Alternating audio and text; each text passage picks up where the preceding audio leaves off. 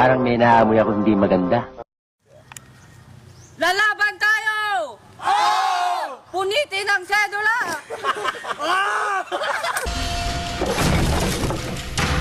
Oh my goodness!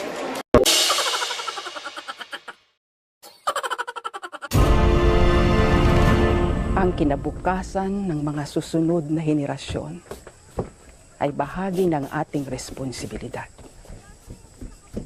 Tayong mga nauna, tayo na may lakas, tayo na may kakayahang lumaban, tayo makapagbibigay ng kalayaan na nararapat sa kanila.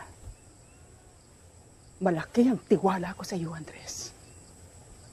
Bilang ina ng katipunan, pinauubaya ko sa iyo ang desisyon na gawin kung ano ang sa tingin mo ang nararapat.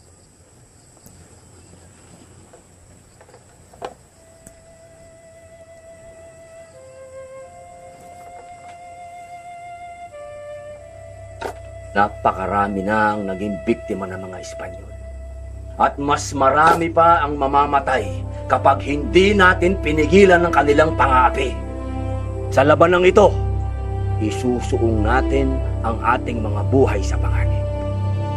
Ilang araw mula ngayon, sa gabi ng 29, sisimulan na natin ang revolusyon.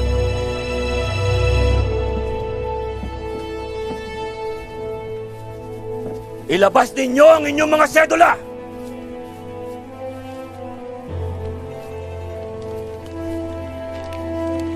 Pagmasdan ninyo ang munting papel na umaalipin sa ating lahat.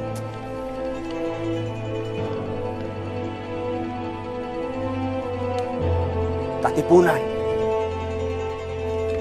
kailangan na nating wakasan ang 200 taong pananakop ng Espanya. Kulang man tayo sa sandata. Mas malakas man ang baril at kanyon ng mga Kastila. Lalaban tayo hanggang sa huling hininga. Hindi tayo magpapalupig! Tayo ang magtatagumpay. Dahil tayo ang mga anak ng bayan. Tayo ang nagmamay-ari sa lupang ito. Sa atin ang bayan ito. Punitin ang mga sedula nyo! Mabuhay ang katipunan!